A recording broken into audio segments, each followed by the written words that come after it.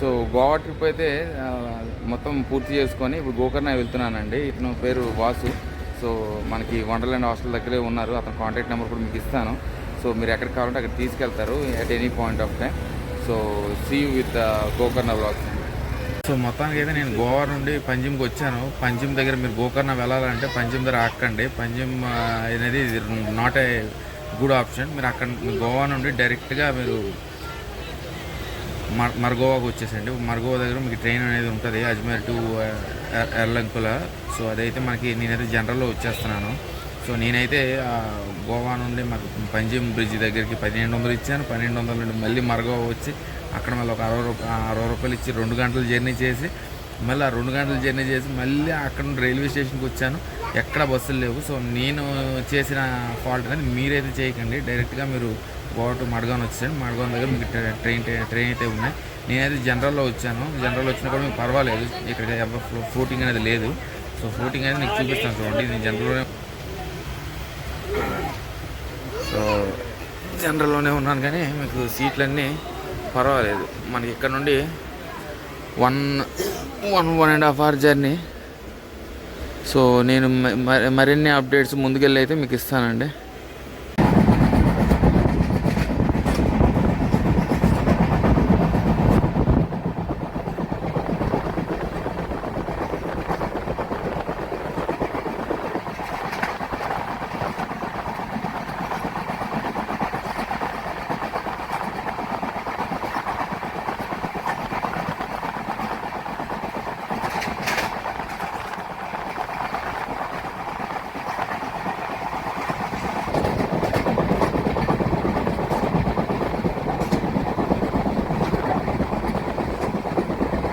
So ఇదిగోనండి Gokarna road దగ్గర అయితే నేను దిగాను.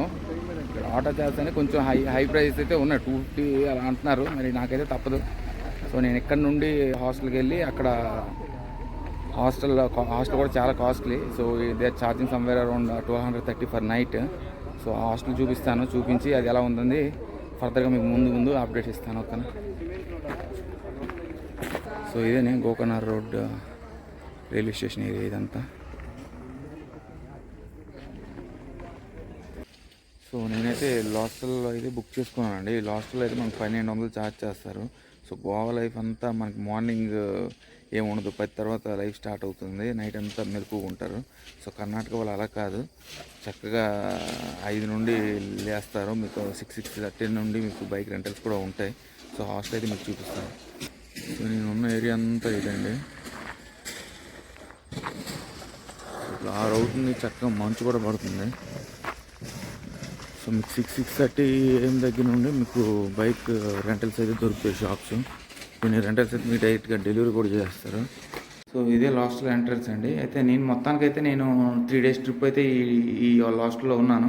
సో ఫార్గా అయితే మీకు పార్టీస్కి పబ్స్కి అయితే ఇది కాదు. కానీ మీరు నీట్గా ఎవరికైతే నీట్ అండ్ క్లీన్లెస్గా ఉండాలనుకుంటారో వాళ్ళకైతే సూపర్ ఫ్రెండ్లీ. సో స్టాఫ్ కూడా ఫ్రెండ్లీగానే ఉంటారు. సో ఫార్ అయితే నా రూమ్ అయితే మీకు ఆల్రెడీ చూపించాను.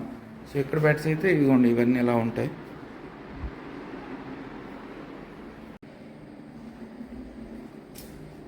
సో ఇవన్నీ డామ్స్ ఇవన్నీ.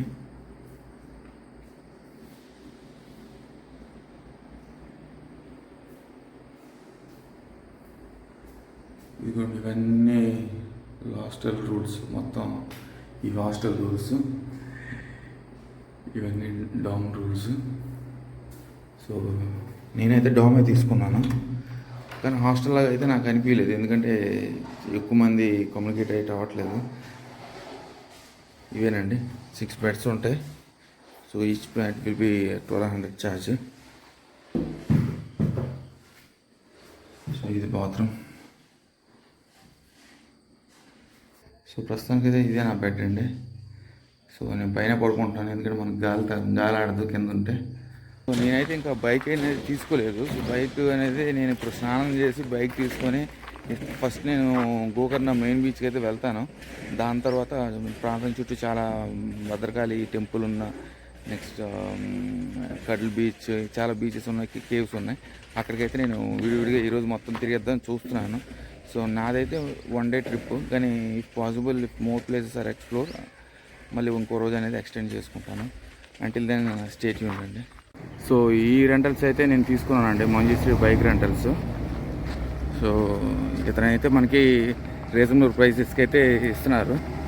సో మీకు బళ్ళు అని చూపించాను కదా, ఇక్కడే బళ్ళు.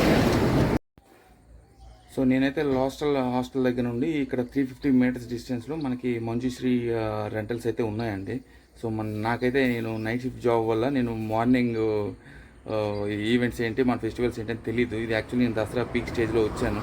సో రెంటల్స్ అనేవి ప్రతి దగ్గర కూడా మీకు 1200 1300 ఛార్జ్ చేస్తున్నారు. సో ఈ మంజుశ్రీ వాళ్ళు అయితే ఈ పీక్ స్టేజ్లో కూడా మనకి 700 అయితే నాకు ఛార్జ్ చేస్తున్నారు పర్ డే. పర్వాలేదు, ఇట్స్ రీజనబుల్. సో నేనైతే ఈ బైక్స్ అయితే ఉన్నాయి ఇక్కడ. సో మనకి పీక్ స్టేజ్లో కూడా తక్కువ వస్తున్నాయంటే పర్వాలేదు, ఎందుకంటే మీ పీక్ స్టేజ్లో ఎప్పుడైనా వచ్చేటప్పుడు అయితే ఇతను కాంటాక్ట్ అవ్వండి.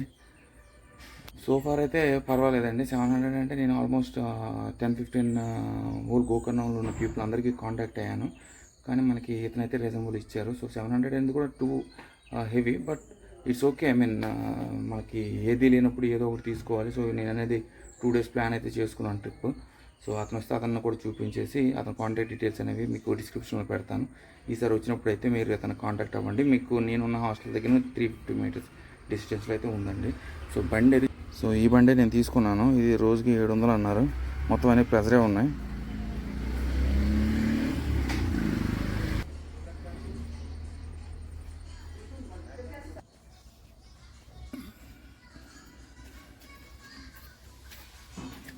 సో ఇతనేనండి చంద్ర నాయక్. సో డీటెయిల్స్ అనేవి మీకు కాంటాక్ట్ డిస్క్రిప్షన్లో పెడతాను.